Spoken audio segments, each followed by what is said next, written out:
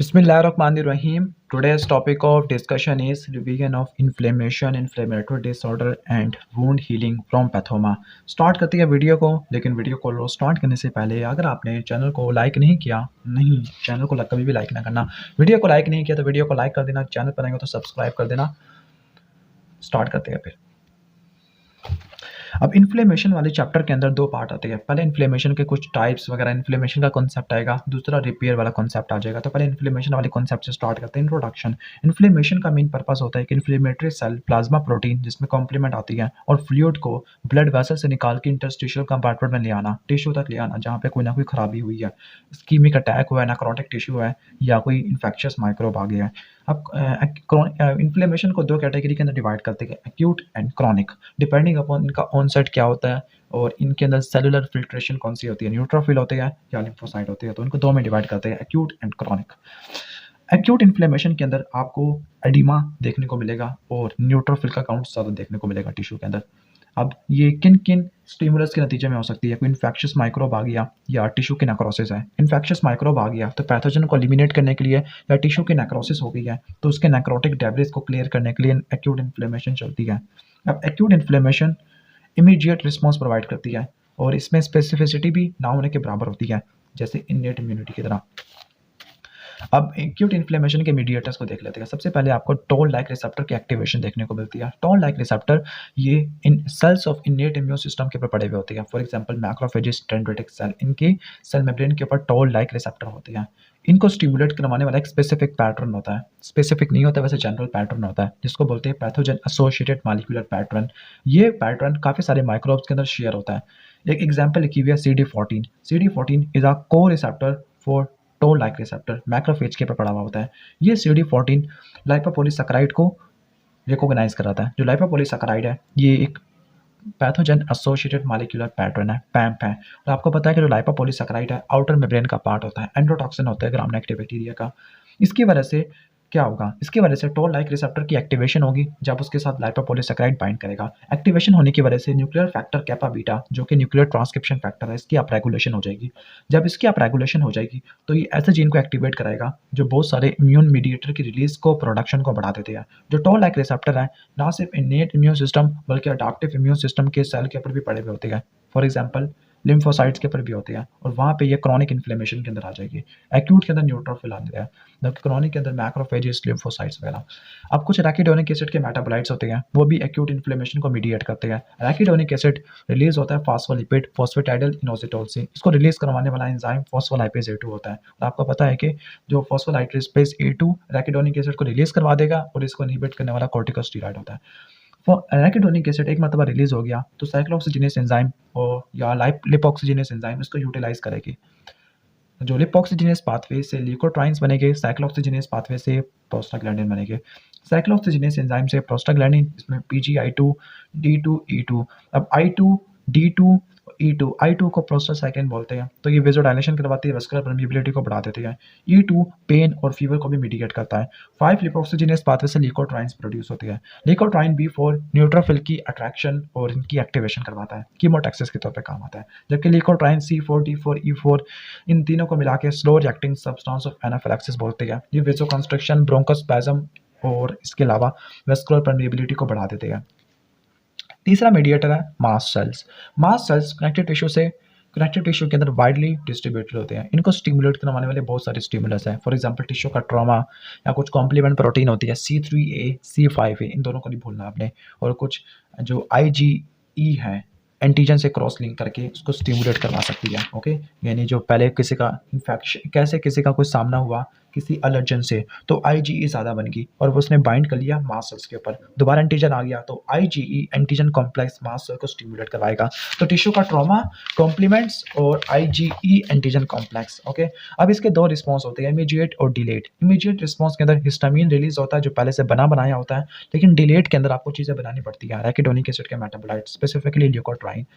जो immediate phase के अंदर हिस्टामिन होगा वो वेसोडाइलेशन करवा देगा आर्ट्रियोल की और वेस्कुलर परमिएबिलिटी को बढ़ा देगा। तो वेसोडाइलेशन, इंक्रीज वेस्कुलर परमिएबिलिटी, इन दोनों को मिला के हम एक्यूट इन्फ्लेमेशन का वेस्कुलर रिस्पॉन्स कहते हैं।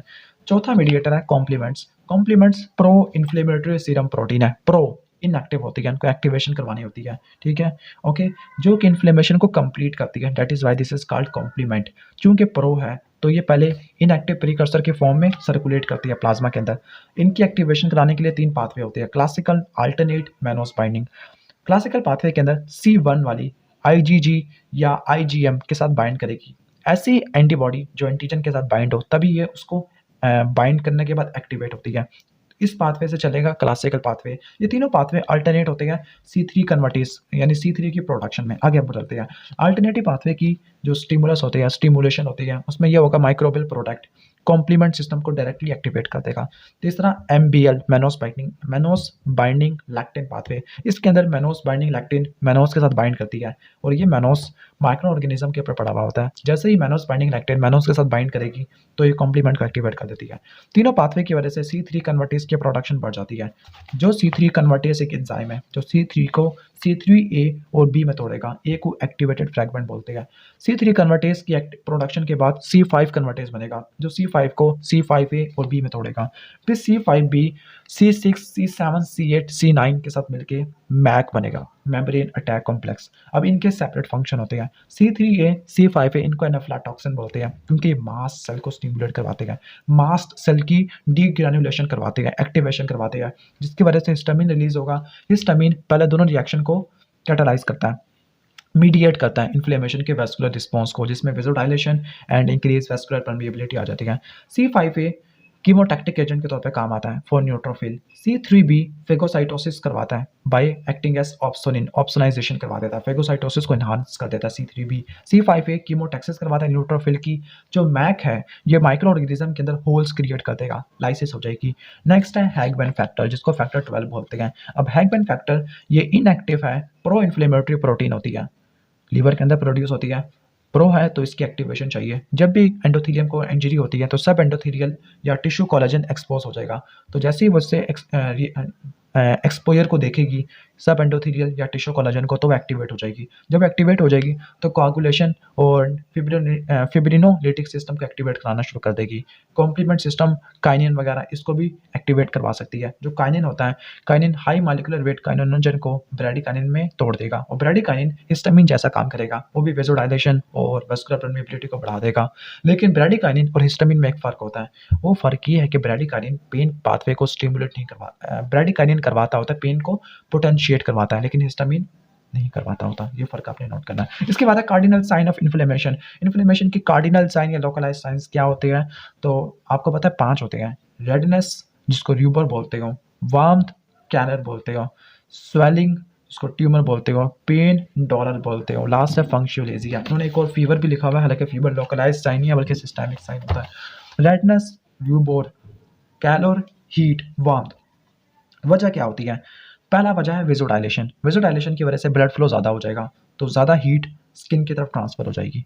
दूसरा occurs via relaxation of arteriolar smooth muscle. आपको पता है कि वेसोडाइलेशन करवानी है तो आपने आर्ट्रियोल की स्मूथ मसल की रिलैक्सेशन करवानी है, और रिलैक्सेशन करवाने के लिए हिस्टामिन, ब्रैडिकाइनिन, प्रोस्टाग्लैंडिन में भी PGI2, D2 और E2 वगैरह आ जाती है। स्वेलिंग, ट्यूमर, क्योंकि जब पोस्ट कैपिलरी विन्यूल इसमें से फ्लूइड लीक कर जाएगा due to increase vascular permeability, तो इसकी वजह से स्वेलिंग आ जाएगा। की मीडिएटर हिस्टामिन, ब्रैडिकाइनिन वगैरह। हिस्टामिन एंडोथेलियल सेल की कॉन्ट्रैक्शन करवाता है, जो टिश्यू का डैमेज है वो एंडोथेलियल सेल की डिसरप्शन करवाता है। दोनों का फर्क आपने नोट करना है। आपको ये भी बताया था कि जो ब्रैडिकाइनिन है और PGE2, पीछे आपको दिखाया था PGE2 फीवर और पेन को पोटेंशिएट कर रहे थे। इसी तरह जो ब्रैडिकाइनिन और PGE2 सेंसरी नर्व एंडिंग को सेंसिटाइज करने के बाद पेन करवाएगा। फीवर के अंदर जो पायरोजेंस होते हैं, ऐसे एजेंट जो फीवर करवाते हैं, बुखार करवाते हैं, उसको पायरोजेंस बोलते हैं। फॉर एग्जाम्पल बैक्टीरिया का लाइपोपॉलीसैकेराइड, ये मैक्रोफेज को स्टिमुलेट करवाता है ताकि वो इंटरल्यूकिन 1 और tumour necrosis factor alpha produce करे। जब ये प्रोड्यूस करवाते गए interleukin 1, tumour necrosis factor alpha, तो वो हाइपोथैलेमस के पेरीवैस्कुलर सेल को स्टिमुलेट करवाता है। कौन से एंजाइम को? साइक्लोऑक्सीजिनेस एंजाइम को। साइक्लोऑक्सीजिनेस एंजाइम की एक्टिवेशन होने की वजह से PGE2 बनेगा, और जितना ज़्यादा PGE2 बनेगा उतना ज़्यादा टेम्परेचर सेट पॉइंट रेस हो जाएगा। टेम्परेचर सेट पॉइंट के रेस होने की वजह से आपको हाइपोथैलेमस ऐसे सिस्टम एक्टिवेट करवा देगा जो हीट को कंजर्व करते हैं, हीट लॉस को मिनिमाइज कर देते हैं, जिसकी वजह से फीवर होगा। नेक्स्ट है न्यूट्रोफिल अराइवल एंड फंक्शन। अब हम सेलुलर रिएक्शन की बात कर रहे हैं, इन्फ्लेमेशन की, सेलुलर रिएक्शन की, और अभी तक एक्यूट इन्फ्लेमेशन चल रही है। फिर हम क्रॉनिक पे चलेंगे, नेक्स्ट फिर प्राइमरी इम्यूनो डेफिशिएंसी, जो कि इस चैप्टर के स्कोप में नहीं आता, इम्यूनो के हिसाब से आता है। ओके, फिर वुंड की हीलिंग है।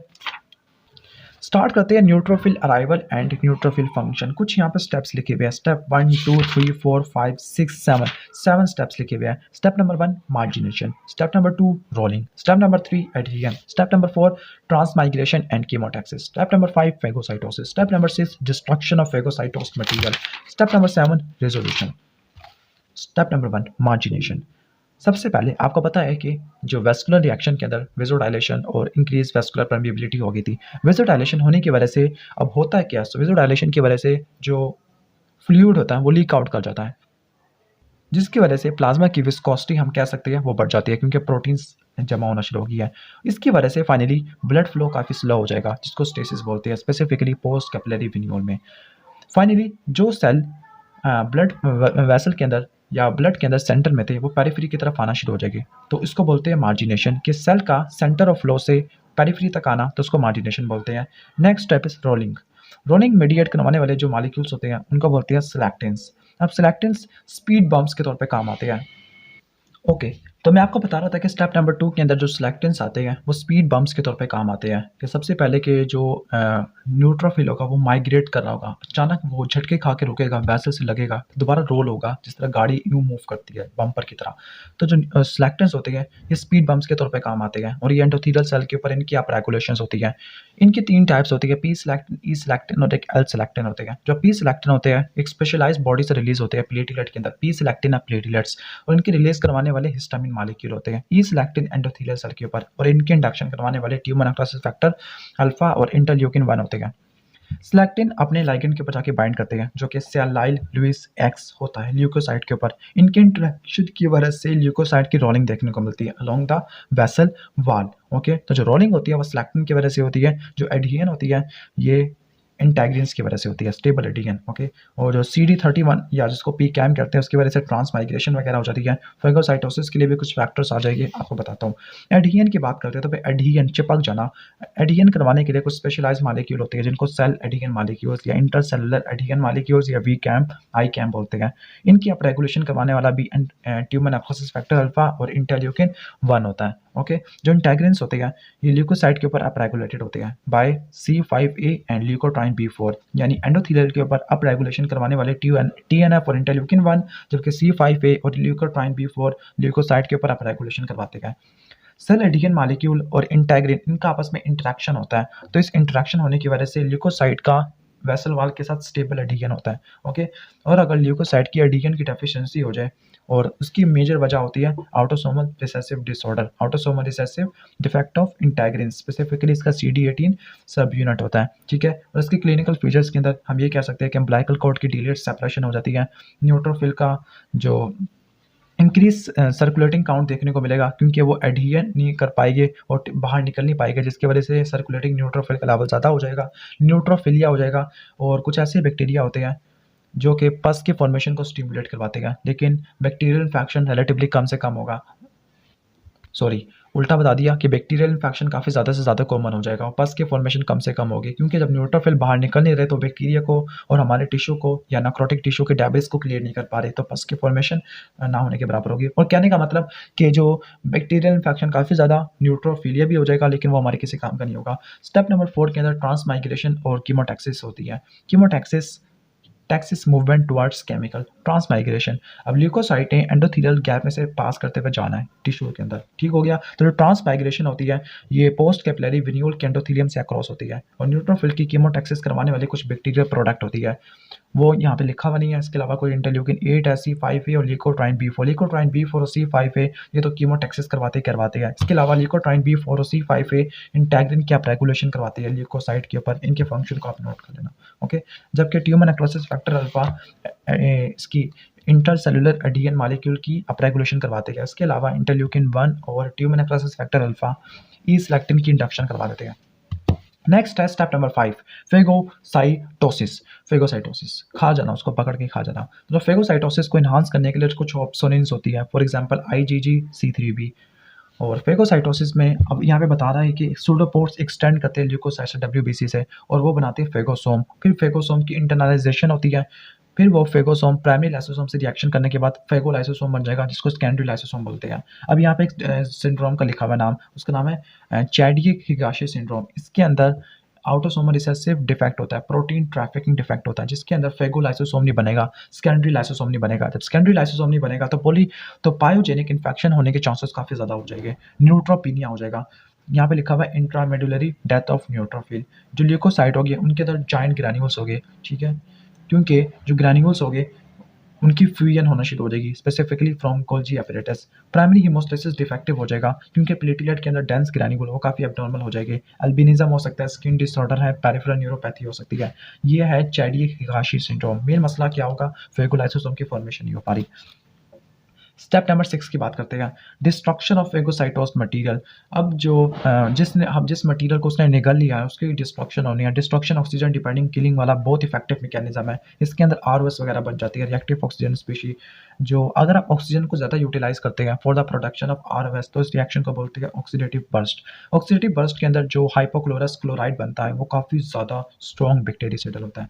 अब रिएक्शन लिखे हुए हैं, सबसे पहले ऑक्सीजन सुपर ऑक्साइड रेडिकल में कन्वर्ट होगा। एंजाइम इज NADPH ऑक्सीडेज, तो इस रिएक्शन को ऑक्सीडेटिव बर्स्ट बोलते हैं। फिर super oxide free radical hydrogen peroxide बनाएगा, एंजाइम होगा सुपर ऑक्साइड डिस्म्यूटेज। फिर हाइड्रोजन परऑक्साइड HOCl में कन्वर्ट हो जाएगा, जिसको ब्लीच बोलते हैं, एंजाइम होगा माइलो परऑक्सीडेज। अब यहाँ पे भी डिजीज आ जाएगी अगर ऑक्सीजन डिपेंडेंट किलिंग खराब हो गई है। फॉर एग्जांपल NADPH ऑक्सीडेज की डेफिशिएंसी की वजह से जो एक्स लिंक भी हो सकती है या ऑटोसोमल रिसेसिव भी हो सकती है, तो इस डिसऑर्डर को बोलते हैं क्रॉनिक ग्रैनुलोमेटस डिजीज। इस केस के अंदर भी जो रिकरेंट इन्फेक्शन ज़्यादा हो जाएंगे, ओके, और जो किसके रिकरेंट इन्फेक्शन ज़्यादा हो गए, जो कि काफ़ी ज़्यादा क्रॉनिक लेवल का नुकसान पहुंचाते हैं, ग्रैनुलोमा की फॉर्मेशन करते हैं। ग्राम पॉजिटिव कोकाई में Staphylococcus aureus, gram negative rod के अंदर Pseudomonas Serratia, Nocardia asteroides. Nocardia asteroid gram positive rod वाली कैटेगरी से बिलोंग करता है। स्पर्जिलस अपॉर्चुनिस्टिक माइकोसिस होता है। एक टेस्ट करते हैं क्रॉनिक ग्रैनुलोमेटस डिजीज को टेस्ट करने के लिए, उसका नाम है नाइट्रोब्लू टेट्राजोलियम टेस्ट होता है। ल्यूकोसाइट को NBT डाई से इनक्यूबेटेड करेंगे। अगर NADPH ऑक्सीडेज ऑक्सीजन को सुपर ऑक्साइड के अंदर कन्वर्ट करवा सकता है, तो जो NBT है ये ब्लू रंग की हो जाएगी। लेकिन अगर NADPH ऑक्सीडेज डिफेक्टिव है तो NBT का कलर कोई नहीं आएगा। अगर माइलो पेरोक्साइडेज की डेफिशिएंसी होगी तो H2O2 HOCl में कन्वर्ट नहीं हो पाएगा। इसकी वजह से कैंडिडा का इन्फेक्शन काफ़ी ज़्यादा कॉमन आ जाएगा। इस केस में NBT नॉर्मल आता है, क्योंकि रिस्पायरेटरी बर्स्ट या ऑक्सीडेटिव बर्स्ट तो इंटैक्ट है। ऑक्सीजन डिपेंडेंट किलिंग के बाद ऑक्सीजन इंडिपेंडेंट किलिंग आता है। Oxygen independent killing relatively less effective mechanism होता है, और ये कुछ जो लाइसोसोम के अंदर एंजाइम्स होते हैं, और जो मैक्रोफेजेस के अंदर लाइसोजाइम, और जो इओजिनोफिल के अंदर मेजर बेसिक प्रोटीन आती है, ठीक है, वो उनके जरिए होता है। अब स्टेप नंबर 7 रेजोल्यूशन है। काम सारा खत्म हो गया, इन्फ्लेमेटरी स्टिमुलस खत्म हो चुका है, तो जो न्यूट्रोफिल टिश्यू के अंदर गए थे उनके एपोप्टोसिस हो जाएगा और फाइनली 24 घंटे के अंदर डिसअपीयर हो जाएंगे।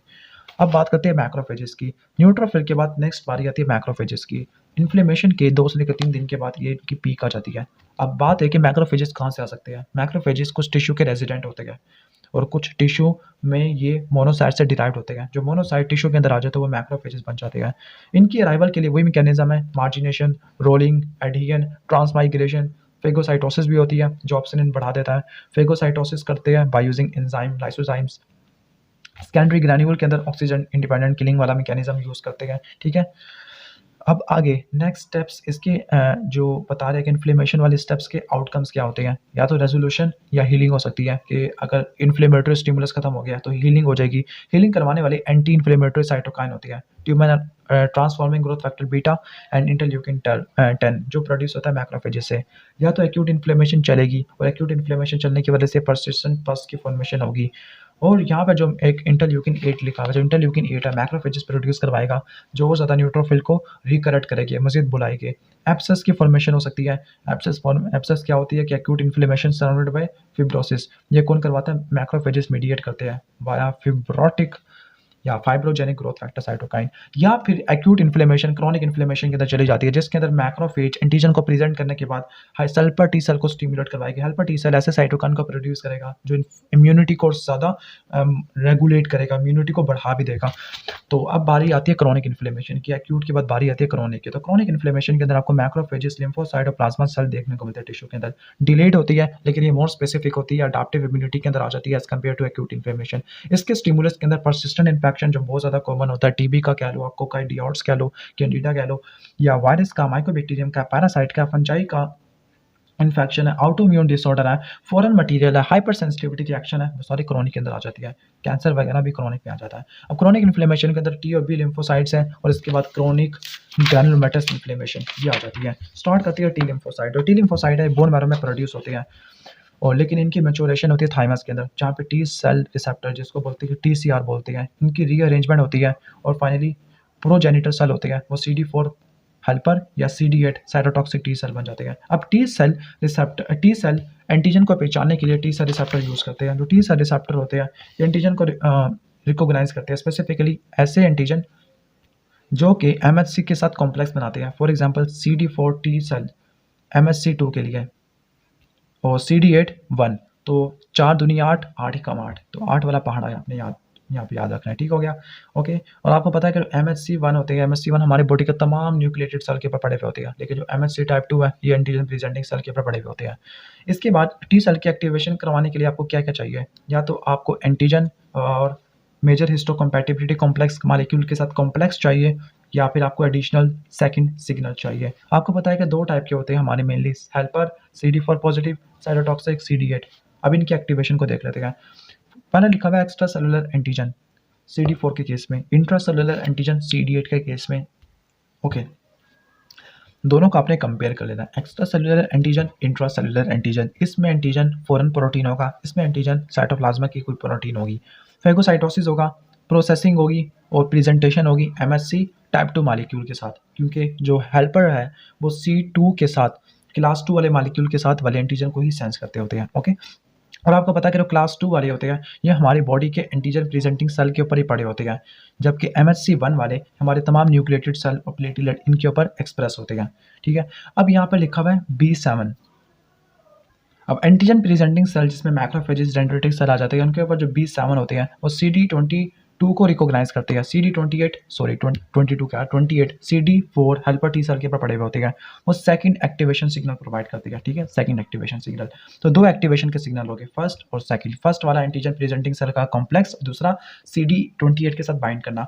अब एक मरतबा हेल्पर टी सेल या CD4 पॉजिटिव सेल एक्टिवेट हो गया तो वो साइटोकाइन का प्रोड्यूस करेगा, वो इन्फ्लेमेशन को मजीद हेल्प करेगा और आगे स्टिमुलेट करवा देगा। इसको मजीद 2 में कैटेगरी में डिवाइड करते हैं, 1 और 2। जो 1 वाला इंटरफेरॉन गामा प्रोड्यूस करेगा, वो इंटरफेरॉन गामा मैक्रोफेज को एक्टिवेट करवाएगा, वो इंटरफेरॉन गामा जो बी सेल की क्लास स्विचिंग करवा देगा, जिसकी वजह से वो IgM से IgG की तरफ आ जाएगी। ये इंटरफेरॉन गामा TH1 फिनोटाइप को प्रमोट करता है, ये इंटरफेरॉन गामा TH2 फिनोटाइप को इनहिबिट करना शुरू कर देगा, जबकि TH2 सबसेट वाले इंटरल्यूकिन 4 प्रोड्यूस करते हैं। इंटरल्यूकिन 4 ये स्विचिंग करवाती है IgE की तरफ, एलर्जिक रिस्पॉन्स वाले केस के अंदर। इंटरल्यूकिन 5 इओसिनोफिल की कीमोटैक्सिस करवाता है, एक्टिवेशन करवाता है, और ये स्विचिंग करवाता है IgE की तरफ। और इंटरल्यूकिन 13 इसका फंक्शन भी 4 जैसा है, IgE की तरफ स्विचिंग करवाना। तो स्विचिंग आपने 3 टाइप की देख ली, कि IgM का G में जाना, IgM का E में आना, IgM का A में आना। ठीक हो गया। अब जो IgM का G में आना तो वो करवाता होता है इंटरफेरॉन गामा, IgM का IgE में आना इंटरल्यूकिन 4 करवाता है, IgM का IgA में स्विच होना तो वो करवाता है इंटरल्यूकिन 5। आपने इन तीनों को अच्छी तरीके से पढ़ना है, 4, 5, 13 2 की वजह से, जबकि 1 में इंटरफेरॉन गामा आपने पढ़ना है। CD8 cytotoxic T cell activation intracellular होता है, और जो इंटरल्यूकिन 2 फ्रॉम CD4 पॉजिटिव, आपको पता है कि जो इंटरल्यूकिन 4 थे, यहाँ पर इंटरल्यूकिन 4 जो ये बी सेल की स्विचिंग करवाते थे टू IgE, लेकिन जो ये वाले इंटरल्यूकिन 4 नहीं, इंटरल्यूकिन 2 है। जो इंटरल्यूकिन 2 है ये सेकंड एक्टिवेशन सिग्नल प्रोवाइड करेगा। इस केस के अंदर सेकंड एक्टिवेशन सिग्नल था CD28 के साथ बाइंड करना, इस केस के अंदर interleukin 2 second activation signal provide करेगा। साइटोटॉक्सिक टी सेल कोई साइटोकाइन प्रोड्यूस नहीं करते बल्कि किल करते हैं। किलिंग मैकेनिज्म की बात करते हैं तो फिर ये परफोरिन और गैर-एंजाइम को प्रोड्यूस करते हैं। परफोरिन परफोरेशन क्रिएट करता है, जिसकी वजह से गैर-एंजाइम एंटर हो जाएंगे, अपोप्टोसिस करवा देते हैं। अब यहाँ पर एक लिखा हुआ है FASL, ये FASL लाइगेंड है, इसकी एक्सप्रेशन बढ़ा देते हैं, जिसकी वजह से वो फास्ट रिसेप्टर पर जाके बाइंड करेगा। फाइनली इसकी वजह से डेथ रिसेप्टर या extrinsic pathway of apoptosis stimulate हो जाएगा।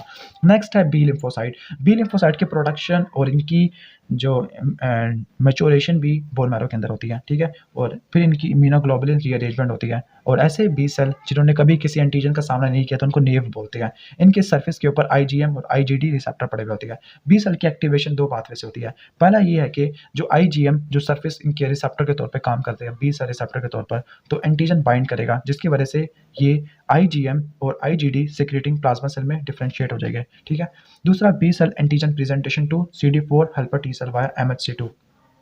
आपको पता है कि जो बी सेल है ये भी एंटीजन प्रेजेंटिंग सेल है, ठीक है? तो जो बी सेल है किसी एंटीजन को पकड़ के ले आएगा side CD4 helper T cell के पास वाया MHC2। फिर जो CD40 रिसेप्टर होता है बी सेल के ऊपर वो बाइंड करेगा CD40L receptor on helper T cell और ये सेकंड एक्टिवेशन सिग्नल प्रोवाइड करेगा, ठीक है? और इस सेकंड एक्टिवेशन सिग्नल की वजह से हेल्पर टी सेल स्टिमुलेट हो जाएंगे। हेल्पर टी सेल इंटरल्यूकिन 4 और 5 प्रोड्यूस करवाते हैं। अब आपको पता है कि 4 और 5, 4 स्विचिंग करवाता है IgE की तरफ और 5 वाला E की तरफ स्विचिंग करवा देता है। बी सेल की आइसोटोप स्विचिंग हो जाती है, हाइपर म्यूटेशन और मैच्योरेशन हो जाती है प्लाज्मा सेल के अंदर, ठीक हो गया? तो ये आ जाएगा बी लिम्फोसाइट के अंदर। अब इसके बाद पढ़ लेते हैं granulomatous inflammation. Granulomatous inflammation chronic inflammation की सब टाइप होती है। इस केस के अंदर ग्रैनुलोमा बनेगा जो कि एक बड़ा स्ट्रक्चर ग्रैनुलर स्ट्रक्चर होता है, सर्कुलर स्ट्रक्चर होता है। इसमें एपिथेलियोइड हिस्टियोसाइट होते हैं। हिस्टियोसाइट ऐसे मैक्रोफेजेस जिनका अबंडेंट पिंक साइटोप्लाज्म होगा, उसको सराउंड करने वाले जाइंट सेल और उसको सराउंड करने वाला रिम ऑफ लिम्फोसाइट होता है। इसको मजीद 2 कैटेगरी में डिवाइड करते हैं, केजिएटिंग एंड नॉन केजिएटिंग या कैशियस नेक्रोसिस। अब नॉन केजिएटिंग ग्रैनुलोमा के अंदर सेंटर वाली एरिया के अंदर कोई नेक्रोसिस नहीं होगी। कॉमन एटियोलॉजी क्योंकि फॉरेन बॉडी आ गई है, सुचर वगैरह आ गया है, सार्कोइडोसिस है, बेरिलियम का एक्सपोजर हो गया है, क्रोन डिजीज है, कैट स्क्रैच डिजीज है। जबकि केजिएटिंग के अंदर सेंट्रल एरिया में नेक्रोसिस हो जाएगा और ये टीबी के अंदर और फंगस इन्फेक्शन के अंदर काफ़ी ज़्यादा कॉमन होता है। कुछ ऐसे स्टेप्स होते हैं जो ग्रैनुलोमेटस इन्फ्लेमेशन के अंदर आ जाते हैं। सबसे पहले मैक्रोफेजेस प्रोसेस करेंगे और एंटीजन को प्रेजेंट करेंगे via MHC type 2 molecule to helper T cell. Interaction की वजह से मैक्रोफेजेस इंटरल्यूकिन 12 प्रोड्यूस करेंगे, वो हेल्पर टी सेल को डिफरेंशिएट करवा देगा TH1 के अंदर। तो TH1 है इंटरफेरोन गामा प्रोड्यूस करेंगे, वो इंटरफेरोन गामा मैक्रोफेजेस को एपिथेलियोइड और जॉइंट सेल के अंदर डिफरेंशिएट करवा देगा।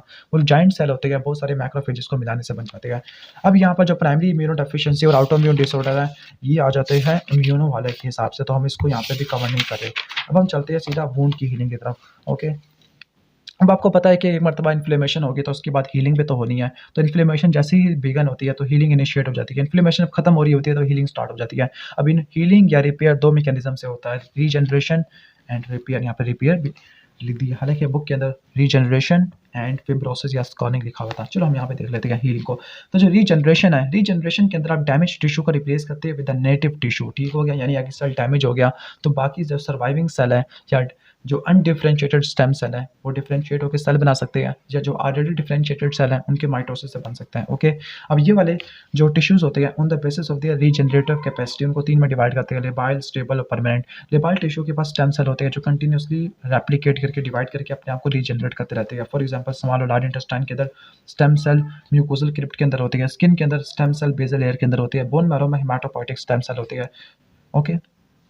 स्टेबल टिश्यू के पास ऐसे सेल होते हैं जो G0 फेस में होते हैं, लेकिन जैसे ही कोई इंजरी हो जाएगा और रीजनरेशन करवाना होगा तो ये G1 में आ जाएगा। फॉर एग्जांपल लीवर की रीजनरेशन बाय कंपनसेटरी हाइपरप्लेजिया, और हर हिपैटोसाइट एडिशनल सेल को प्रोड्यूस करवाता है जो कि कोइनेसेंस में वापस आ जाती है रिपेयर के बाद। लास्ट है परमानेंट टिश्यू। परमानेंट टिश्यू के पास कोई रीजनरेटिव पोटेंशियल नहीं होता, for example myocardium, skeletal muscle neurons.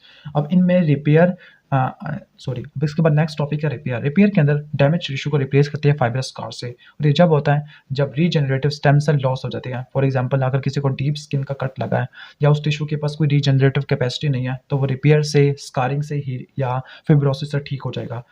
अब इनिशियल फेज के अंदर आपको ग्रैनुलेशन टिश्यू की फॉर्मेशन देखने को मिलती है। ग्रैनुलेशन के अंदर फाइब्रोब्लास्ट जो कि टाइप 3 कोलेजन डिपॉजिट करती है, कैपिलरीज और myofibroblast. Fibroblast type 3 collagen deposit करेगी, कैपिलरीज न्यूट्रिएंट प्रोवाइड करेगी एंजियोजेनेसिस वाले प्रोसेस से, मायोफाइब्रोब्लास्ट वूंड की कॉन्ट्रैक्शन करवाएंगे। फाइनली इस स्टेप की वजह से स्कार की फॉर्मेशन होगा। स्कार के अंदर फिर टाइप 3 कोलेजन रिप्लेस हो जाएगा टाइप 1 से। टाइप 3 कोलेजन नॉर्मली प्लाएबल होता है। Granulation tissue, embryonic tissue, uterus और किलाइट के अंदर होता है, जबकि टाइप 1 वाला इसके पास रिलेटिवली हाई टेंसाइल स्ट्रेंथ होती है, ठीक है? और जो टाइप 3 कोलेजन को रिमूव करने वाला एंजाइम है कोलाजिनेस, और इसको एक्टिवेशन के लिए कोफैक्टर जिंक की जरूरत होती है। अब mechanism of tissue regeneration and repair. अब इनकी जो मैकेनिज्म होता है वो पैराक्राइन सिग्नलिंग के ऊपर डिपेंडेंट होता है वाया ग्रोथ फैक्टर। जो मैक्रोफेजेस होते हैं ग्रोथ फैक्टर को प्रोड्यूस करते हैं जो फाइब्रोब्लास्ट को टारगेट करता है। अब ग्रोथ फैक्टर अपने रिसेप्टर के साथ इंटरेक्ट करेंगे, for example epidermal growth factor with the growth factor receptor. अब इसके एग्जांपल लिखिए, हुआ transforming growth factor alpha, transforming growth factor beta, platelet derived growth factor, fibroblast growth factor, vascular endothelial growth factor. Tumour transforming growth factor alpha epithelial and fibroblast growth factor करवाता है। Transforming growth factor beta important fibroblast growth factor है, inflammation को inhibit कर देता है। Platelet वाला endothelium सबूत muscle fibroblast, fibroblast वाला एंजियोजेनेसिस के लिए, वैस्कुलर वाला ये भी एंजियोजेनेसिस के लिए। अब इसके बाद नॉर्मल एंड अबेरेंट वुंड हीलिंग होती है। जो कुटेनियस वुंड हीलिंग होती है, दो मैकेनिज्म से होती है, प्राइमरी इंटेंशन और सेकेंडरी इंटेंशन। इस केस के अंदर जो वुंड के एजेस होते हैं आपस में एक दूसरे के करीब ले जाती है, फॉर एग्जांपल सर्जिकल इंसिजन है तो इसको जो टांग के लगाई जाती है तो इसी मैकेनिज्म के जरिए, और इसमें मिनिमल स्कार फॉर्मेशन होता है। इसके अंदर एजेस सेकेंडरी इंटेंशन के अंदर एजेस आपस में एक दूसरे के अप्रोक्सीमेटेड नहीं होते। ओके, जो ग्रैनुलेशन टिश्यू होगा वो डिफेक्ट को फिल करेगा, फिर मायोफाइब्रोब्लास्ट कॉन्ट्रैक्ट करके वुंड को स्कार बन जाएगा। डिलेड वुंड हीलिंग, अगर किसी के अंदर इन्फेक्शन है, फॉर एग्जांपल स्टेफिलोकोकस ऑरियस का इन्फेक्शन है, विटामिन सी की डेफिशिएंसी है, कॉपर की डेफिशिएंसी है, जिंक की डेफिशिएंसी है, ठीक है, या डायबिटीज है, तो इस केस के अंदर वुंड की हीलिंग हो जाती है, वुंड की हीलिंग इम्पेयर्ड हो जाती है। डीहिसेंस, वुंड के रप्चर को डीहिसेंस बोलते हैं, जैसे एब्डोमिनल सर्जरी के बाद काफी ज्यादा कॉमन है। हाइपरट्रॉफिक स्कार, अगर स्कार टिश्यू की एक्सेस प्रोडक्शन हो गई है लेकिन वो भी वुंड तक ही लोकलाइज है तो उसको बोलते हैं हाइपरट्रॉफिक स्कार। लेकिन किलॉइड के अंदर कुछ ज्यादा स्कार की प्रोडक्शन हो जाती है लेकिन वो वुंड वाली जगह से भी बाहर निकल जाता है। किलॉइड के अंदर टाइप 3 कोलेजन को ज्यादा डेपोजिट हो जाएगा। जेनेटिक प्रीडिस्पोजिशन होती है, अफ्रीकन अमेरिकन के अंदर ज्यादा कॉमन होती है। ईयर लोब्स को, फेस को और अपर एक्सट्रीमिटी को अफेक्ट करता है। 30 मिनट की, आधे घंटे की वीडियो होगी है पूरे इन्फ्लेमेशन की। अगर आप इसको देख लोगे वीडियो को तो आपको इन्फ्लेमेशन थोड़ा सा रिवाइज हो जाएगा, ज़्यादा नहीं होगा, थोड़ा रिवाइज हो जाएगा। अगर वीडियो अच्छी लगी हो तो उसको लाइक कर देना, चैनल पर नहीं हो तो सब्सक्राइब कर देना। Thanks for watching this video. अल्लाह हाफिज़।